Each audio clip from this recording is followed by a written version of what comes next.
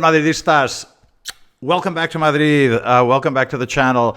Okay, just a follow up after the Clasico. I just want to give you guys a little color on the aftermath and the media here. It's just so insane. These people do not know how to lose. They're completely insane. I want to just, give you some color on what's going on in the press here.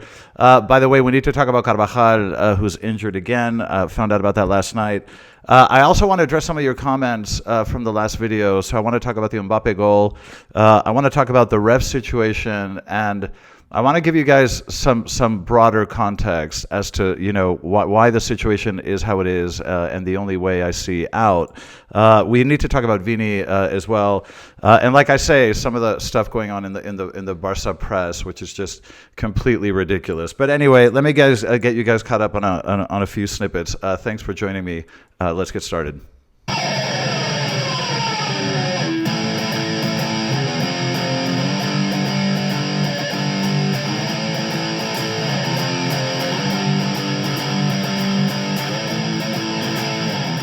Madridistas, welcome back. Okay, first thing, just to get caught up on, and I just heard about this last night, which is incredibly unfortunate. It looks like Carvajal has a problem with his knee again.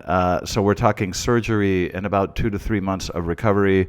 This is unbelievably unfortunate. I mean, he didn't play that many minutes the other night. It didn't appear to me that he was injured or that he had any kind of a knock, but it does look like we're going to be without Carvajal for another 2 or 3 months. And I think the least happy person to hear this news is, of course, Fede Valverde, because the poor guy is going to be stuck playing that right back position a little bit longer. So anyway, I wanted to pass that on. Okay, now just a couple of things I want to mention, some of the back and forth in the comment section. And I did forget to mention, when we were talking about the Kylian goal yesterday that was disallowed, that incredible volley, I didn't mention something that I hadn't noticed, but just forgot to mention that, not only is the offsides incredibly questionable, but the ball actually, I think a couple of you guys mentioned this in the comment section, and it's true, and you reminded me of this. The ball actually came off a Barca player. It came off the boot of, I think it was Fermin. But basically, if that ball did not come, as a pass from a Real Madrid player, if that was a back pass from one of their defenders, then that cannot possibly be offside. So it is incredible to me that that is something that the ref and the entire, so basically the field refs, there's, I don't know, 4 or 6 of them, plus 4 people in a VAR booth, none of them were capable of noticing that the ball went off the boot of a Barca player, and that therefore that could never be offside. Again, none of this surprises us, but I did just want to mention that. Okay, another issue that you guys mentioned in the comment section that I do need to give you guys a bit of color, those of you that don't live here. Look, the ref situation, a lot of the comments are like, how can this go on? How is this even possible? Just year after year, like, how come nothing happens? And, the simple truth is that this sort of network, was created over the last 20 years. I mean, Barca has taken 20 years to create this sort of a grip on the federation, on La Liga, on the refs, its association with Rodes and the TV. So even what you see on TV is completely controlled and filtered. It's taken them a long time to sort of stick their fingers into all aspects of the football world, including the press, including the TVs, etc. And of course, all of the refs that are around now are, hand-picked and hand-selected to do what they're told. This is still the legacy of the Negreira situation and system is still very much there. Like, it's not over. The audacity of these people, they get caught bribing refs, but they continue doing it. It's just unbelievable. And the reason that nothing happens, well, there are 2 things that could possibly put an end to this. I know that there's an independent FIFA probe, and I don't know how much teeth legally FIFA has to intervene in the Spanish domestic league. I don't know if they have the authority to suspend or ban or penalize teams. I don't know. I believe that they do, and I do know that there's some sort of a probe going on. That's something that might help. But ultimately, why doesn't the government do something, right? I mean, you have La Liga, which is your number one, this is a big export. It's part of the image of the country, and, it followed around the world, and it is so blatantly corrupt. Why wouldn't you do anything about it? And the truth is, I've mentioned this in a couple of videos in the past, but most of you probably haven't heard this. The current government, right, the socialist government, Pedro Sanchez, who's in power, in order for him to stay in power, he needed to make a political, what they call a coalition in parliament in order to have the majority to stay in power. And in order to do that, he needed seven parliamentary votes. And he got them from the independent Catalan party. So Pedro Sanchez is in power only because of a coalition with the Catalans. Now, do you think this guy's going to do anything to upset the Catalans? The only way that this could work is if the government picks up the phone and says, okay, head of the federation, you're out. Head of La Liga, you're out. Head of the refs, you're out. We're cleaning this up and starting over. But why does the current government not do that? Because they just want to stay in power, and in order to stay in power, he needs 7 parliamentary votes from the Catalans. And because that is the case, he will do absolutely nothing to upset the Catalans. So it's sort of a stalemate where all this crap happens in front of our face, and no one does anything about it, and you feel like you're in one of those weird novels or like some sort of nightmare.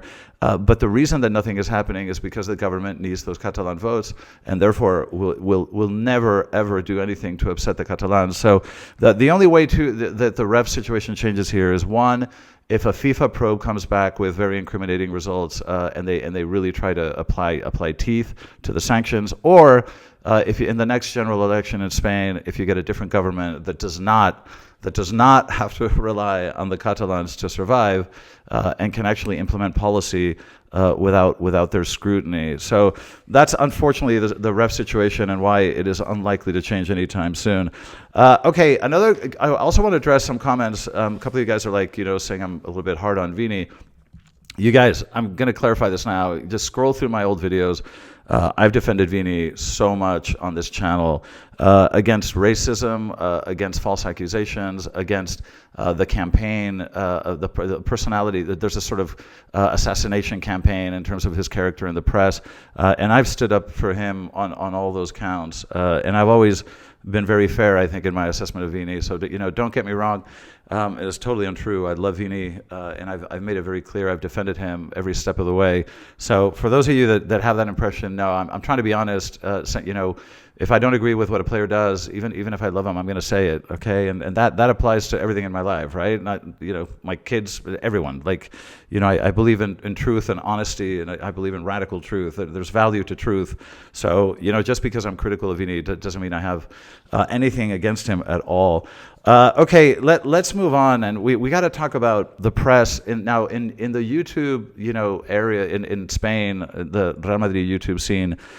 We all refer to the Barca kind of press machine as Narnia, okay? Because these people live in a completely parallel universe. They invent realities that just aren't there. They're completely crazy. These people invent narratives, whatever they need to believe to make themselves feel better. They're very happy to do, which is a sharp contrast to the way Real Madrid works. We're very critical. We try to be very self-critical and objective in analyzing situations.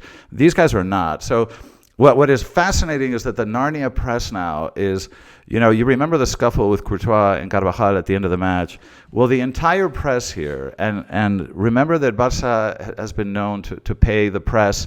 They're very active paying journalists to make sure that they have a certain narrative and a certain spin out there. It works very effectively. Most of the media here is predominantly sort of very anti-Real Madrid, pro-Barca. This is something that they've been working on for years. So the narrative is very, very much skewed in one direction. So the story that they're spinning now is that somehow, how can Courtois and Carvajal be so mean, picking on an 18-year-old kid, that, they're even suggest, which is kind of funny because when Vini was 18, they didn't mind pissing, shitting all over him. That was fine. But Lamine is 18 and he's a little baby that we need to be really careful and gentle with. But it's so ridiculous. They're going as far as saying that Lamine should call the head coach of the Spanish national side and say that if Carvajal is there, that he won't play, that he should refuse to play for Spain. Right? I mean, the stuff that they're coming out with is so now Carvajal and Courtois, and of course Vini, are the demons. So that they're the evil ones that are horrible and are sort of harassing this poor kid. But of course, there's absolutely no mention of the fact that this kid went on live TV and insulted Real Madrid and accused Real Madrid of exactly what they do, robbing.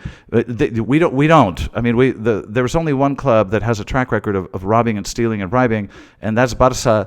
But this is a very common strategy among people that have personality disorders and narcissists and things like that. They accuse you of what they do. So there's a kind of instant projection, which is their way of kind of trying to curate their image. So they're basically accusing us of what they do, and they know it. So Lamine goes on TV and says these incredibly disrespectful things. And somehow, us reprimanding him. What did you think was going to happen, Lamine? Okay, have you ever heard of Michael Jordan? Do you remember what used to happen when people would talk shit about Jordan? Like in the next game, you knew that there was going to be, people will put you in your place if you talk out of place. But the way that they were trying to spin it here, Lamine is some poor victim child that should now reject the Spanish national team because he was so wronged. In the meantime, he's having, parties with, midgets and strippers and all that stuff, and nobody talks about that. But God forbid, our players just stand up for the badge and for the shirt, and remind the kid to keep his mouth shut, and all of a sudden, we're the villains and the criminals. It's absolutely insane, but you gotta see it to believe it. But anyway, listen, just a few things I wanted to get you guys caught up on in terms of the atmosphere, here following the Clasico. But anyway, I'll keep you guys posted if there are any other updates going forward. But just wanted to mention these few things. Thanks for joining me as always. Love you guys. And as always, a Madrid.